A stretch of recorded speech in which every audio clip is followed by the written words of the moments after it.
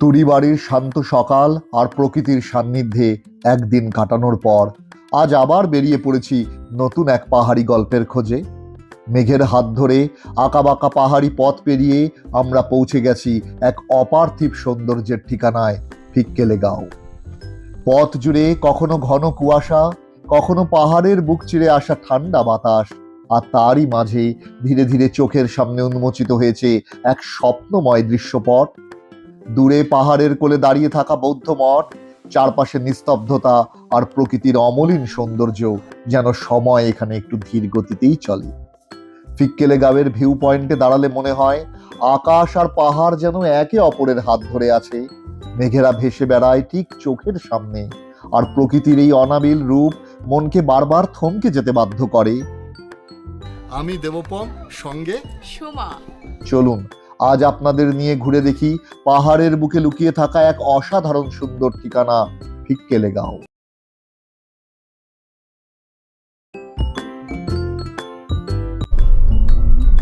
আমরা আজকে সকালে আবার বের হয়ে পড়েছি। আজ 14ই জুন 2026। আমরা এখন চলেছি ফিক্কেলেগাঁও। ফিক্কেলেগাঁও লাভা পার করে আলগাড়ার রাস্তা ধরে এগিয়ে যেতে হবে। আমাদের সাথে আজকে রয়েছে শাহরুখ এবং আমার দুই পুত্র।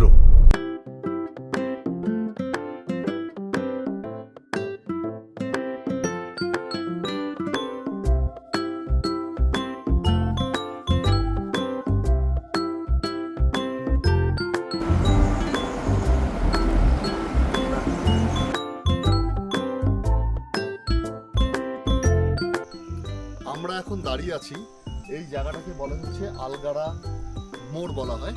এই রাস্তাটা সোজা চলে গেল আলগাড়া বাজারের দিকে, এবং এই রাস্তাটা দিয়ে আমরা আগে চলে গেছিলাম, একবার আমরা এসেছিলাম, এটা চলে গেছিল হচ্ছে তন্দ্রাবনের দিকে। এই আলগাড়া দিয়েই আমরা এগিয়ে যাব, এবং এগিয়ে যে আলগাড়া বাজার পার করে তারপর ফিক্কেলেগাঁও।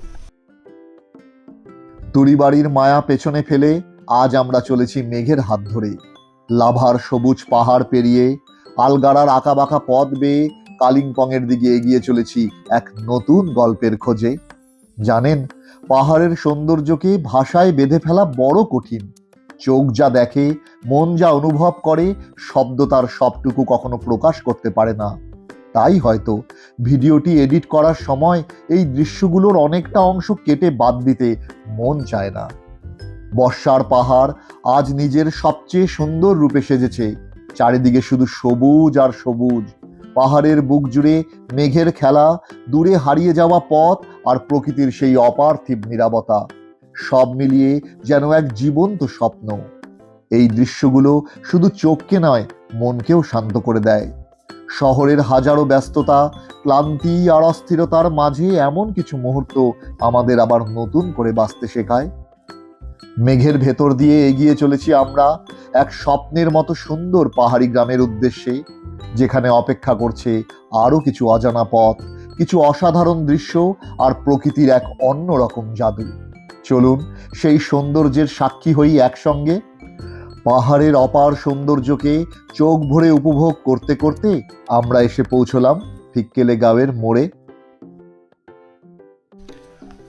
আমি এখন দাঁড়িয়ে আছি, এই রাস্তাটা টুয়ার্ডস আমরা আসলাম আলগাড়া থেকে কালিম্পং দিকে আসতে, যে ডেলো পাহাড়ের দিকে উঠে ডেলোর দিকে না ঘুরে আমরা সোজা চলে আসলাম, এবং এখানে এসে রাস্তাটা এদিক দিয়ে উঠে গেছে। ঠিক জয়েন্টটা আমি দেখাচ্ছি, এই জয়েন্টটা রাস্তাটা এখানে এসে এইভাবে উঠে গেছে। এই রাস্তাটি আমাদের চলে গেল হচ্ছে ফিক্কেলেগাঁওয়ের দিকে, আর এই রাস্তাটা যে এদিকে চলে গেল, এটা সোজা চলে গেল কালিম্পংয়ের দিকে।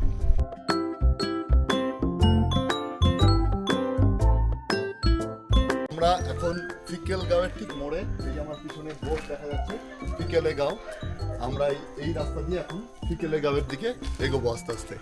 তাহলে চলুন যাওয়া যাক ফিক্কেলেগাঁও। এখান থেকে আমাদের গন্তব্য আর 1 কিলোমিটার দূরে, কিন্তু বিশ্বাস করুন, এই শেষ 1 কিলোমিটার পথও যেন নিজের এক অসাধারণ অভিজ্ঞতা।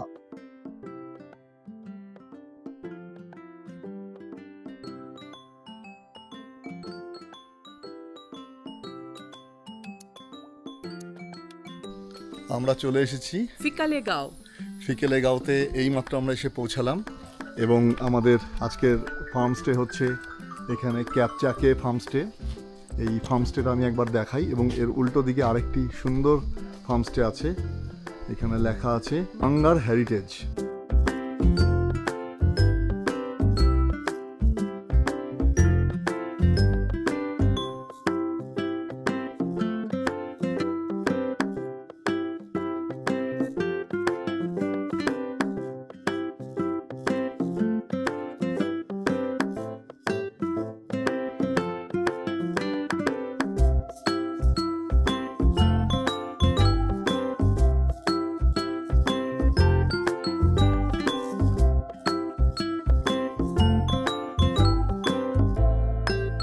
আজকে আমরা লাঞ্চ অলরেডি যখন আমরা রওনা দিই তখনই আমরা লাঞ্চ বলে দেওয়া ছিল, এবং আমরা সেই লাঞ্চটাই আজকে এখানে করব। হোমস্টের ভিতরটা একবার ঘুরে দেখাই আপনাদেরকে। পাহাড়ের কোলে মেঘের ছায়ায় এই ছোট্ট স্বর্গরাজ্য সত্যি মন ছুঁয়ে যাওয়ার মতো সুন্দর। চারপাশে রঙিন ফুল, সবুজের সমারোহ, আর পাহাড়ি নীরবতার মাঝে ছড়িয়ে রয়েছে এক অনাবিল প্রশান্তি।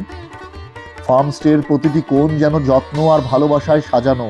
পাহাড়ের এত উঁচুতে সুন্দর মাছে ভরা পুকুর, নিরিবিলি বসে সময় কাটানোর জায়গা, হাতে এক কাপ গরম গরম চা বা কফি নিয়ে গল্পে হারিয়ে যাওয়ার জন্য মনোরম পরিবেশ। সব মিলিয়ে যেন প্রকৃতির কোলে এক শান্ত আশ্রয়। এই সুন্দর ফার্মস্টের কর্ণধার মিস্টার পুষ্কর থাপা। চলুন তার সঙ্গে একটু কথা বলে জেনে নেই এই স্বপ্নের মতো জায়গার গল্প। जब हम लोग ने अपने घर से रवाना दिया तो आपको हम लोगों ने लंच के लिए बोला, तो आपने लंच अरेंज किया हम लोगों के लिए। तो ऐसा कोई भी गेस्ट आएगा तो कर सकते हैं आप लोग? हाँ, गेस्ट आएंगे तो थोड़ा एडवांस से बोलने से हम लोग अरेंज कर देते हैं।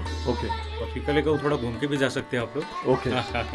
और आपके यहाँ पे रूम कितने रूम है? मैं यहाँ पे 6 रूम यूज चलाता हूँ। ओके। 6 रूम रन करता हूँ। 6 रूम में मेरा 3 रूम स्टैंडर्ड है और 3 रूम प्रीमियम है। ओके। और स्टैंडर्ड का रेट है 1300 पर head per day fooding and lodging. Okay. और जो प्रीमियम का है वो 1500 पर head per day fooding and lodging. Okay. और जो रूम के जो बुकिंग्स है वो फ़ोन से ही हो सकता है? हाँ, फ़ोन से डायरेक्टली हमको फ़ोन करने से और एडवांस से करने से हम लोग बुकिंग कर देते हैं। ओके। और मैं मैक्सिमम बुकिंग हम ही लेते हैं एक्चुअली। ओके। ओके। और आपका good name sir? My name Pushkar था। पुष्कर था। Thank you very thank you very much sir, thank you.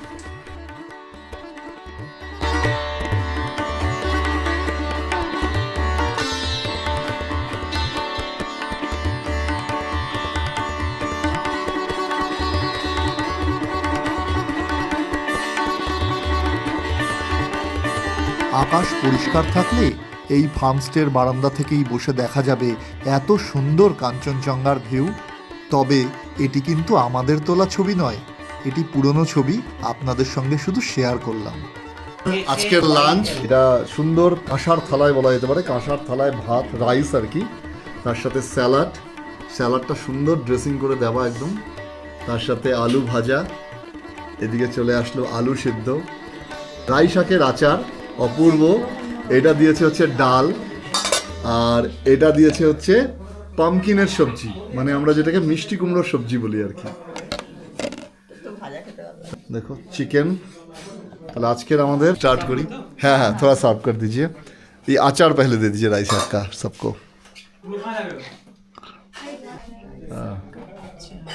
Okay. সুস্বাদু দুপুরের খাবার সেরে আবার বেরিয়ে পড়লাম নতুন গন্তব্যের উদ্দেশ্যে। এবার আমাদের পথ ফিক্কেলে গাবের বিখ্যাত মনেস্ট্রির দিকে। পাহাড়ি রাস্তার একের পর এক বাঁক পেরিয়ে মেঘের ফাঁক দিয়ে উঁকি মারা অসাধারণ দৃশ্যগুলোকে সঙ্গী করে এগিয়ে চলেছি আমরা। যত উপরে উঠছি ততই যেন প্রকৃতি খুলে দিচ্ছে তার সৌন্দর্যের নতুন নতুন অধ্যায়। অবশেষে পৌঁছে গেলাম সেই শান্ত, সৌম্য আর আধ্যাত্মিক পরিবেশে ঘেরা মনেস্ট্রিতে, যেখানে পাহাড়, মেঘ আর নীরবতা মিলেমিশে তৈরি করেছে এক অন্যরকম অনুভূতির জগৎ।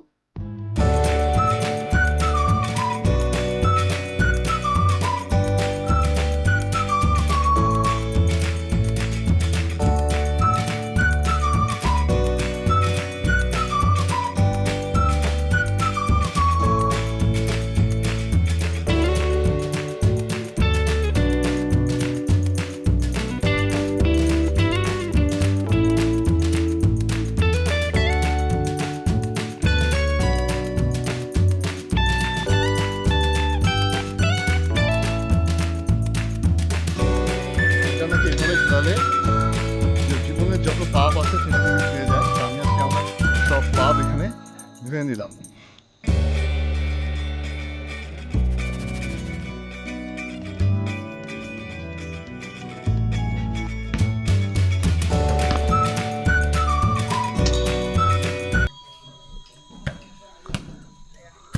সুন্দর বাস্কেট বল ওদের খেলার জন্য।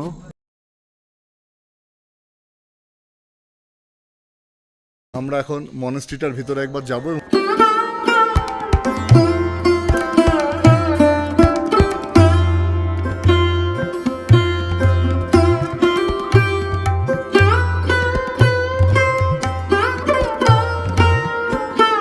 গৌতম বুদ্ধের শান্ত মূর্তির সামনে দাঁড়াতেই যেন মনটা অদ্ভুত এক প্রশান্তিতে ভরে উঠল।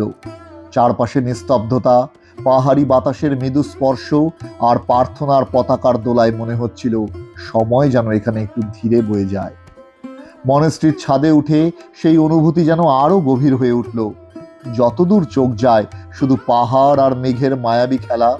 নিচের পৃথিবীটা তখন যেন অনেক দূরের মনে হয়।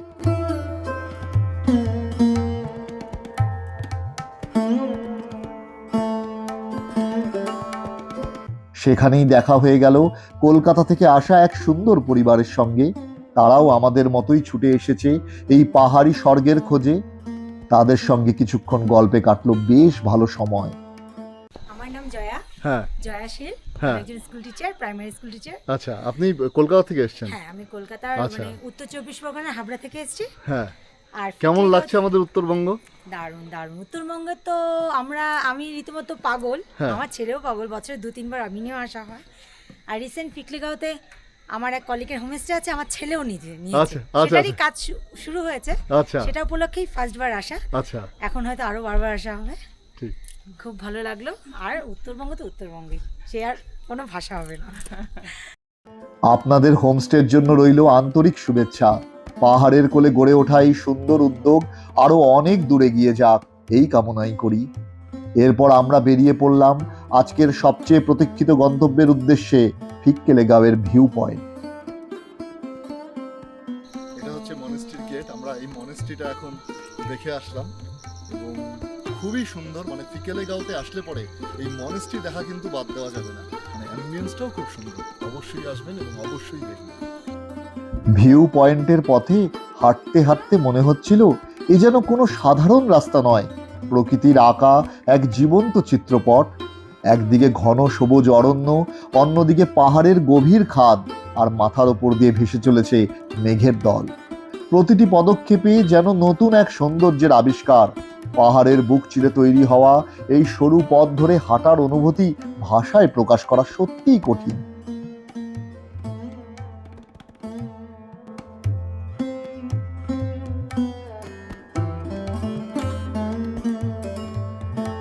আমার পিছনে কি দারুণ ভিউ!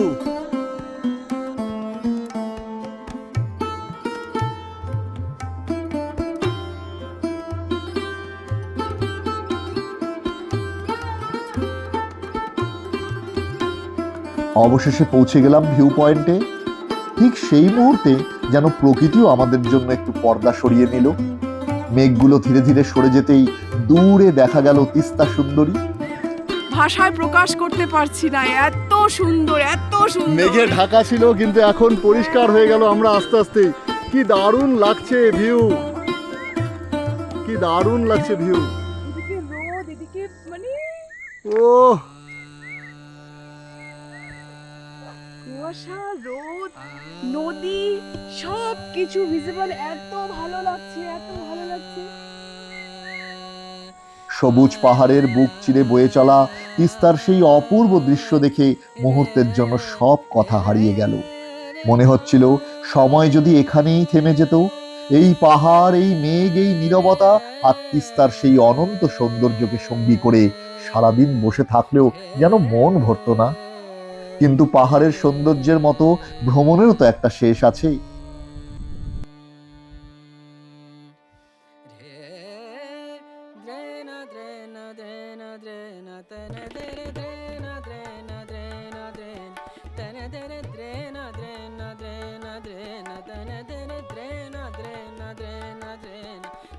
ভিউ পয়েন্টের কাছে এখানে একটা জায়গায় আমি বসে আছি, শেড দেওয়া। মানে এত সুন্দর ঠান্ডা হাওয়া আর এত সুন্দর মানে আজকের যে মানে ভিউ বা অ্যাম্বিয়েন্স যেটাই বলুন, মানে মনটাকেই একদম জুড়িয়ে দিল। আমি সবসময় বারবার করে আমাদের সমস্ত ইউটিউব ভিডিওগুলোতে বলি যে পাহাড়ের যখন গ্রামগুলোতে বেড়াতে আসতে হয় তখন সেই গ্রামগুলো হেঁটে বেড়াতে হয়। পাহাড়ি গ্রামের এই হেঁটে ঘুরে বেড়ানোর যে কি মজা, এটা কিন্তু না হাঁটলে বোঝা যাবে না। না আসলে পরে এর মানে যে অরিজিনাল ভিউ বা অরিজিনাল যে স্পটটা আমরা ঘুরে গেলাম সেটা বোঝাই যেত না যে কি অসাধারণ ছিল।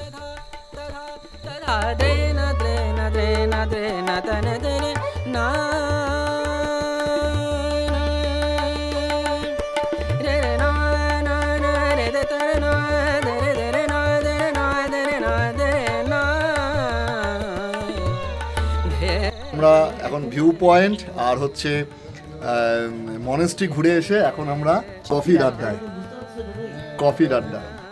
ফিরতে তো হবেই, তবু পাহাড়ের এই মেঘ ভেজা পথ, মনেস্ট্রির নীরবতা আর তিস্তার সেই অপার্থিব সৌন্দর্য আমাদের মন থেকে এত সহজে মুছে যাওয়ার নয়।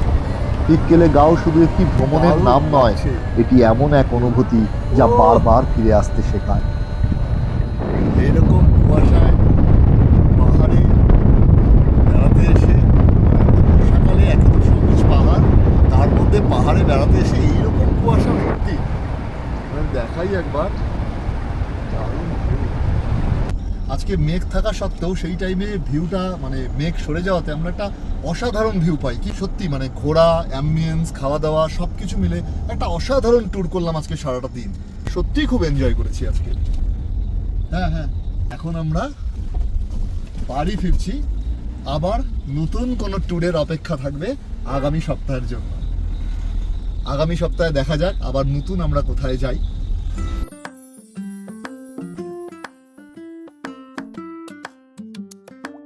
আজকের মতো এখানেই শেষ করছি আমাদের পাহাড়ি সফর। ভিডিওটি যদি আপনাদের ভালো লেগে থাকে তাহলে লাইক করতে, শেয়ার করতে এবং আমাদের চ্যানেল চিল উইথ দেবপমকে সাবস্ক্রাইব করতে ভুলবেন না।